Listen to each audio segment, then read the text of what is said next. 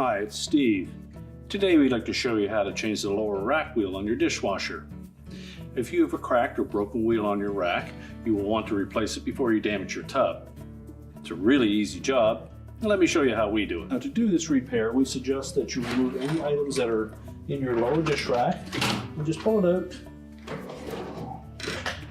Set it in a suitable place where you can remove the old wheel if it's still intact. And to do so, you're simply going to either press down on the top of it. If the wheel is still on your old rack, we're simply going to press this little retainer clip, spread it open, and let it pop off.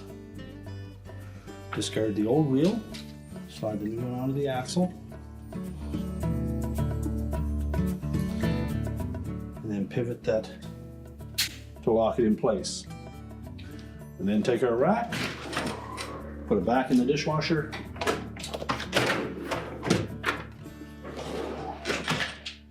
and your repair is complete.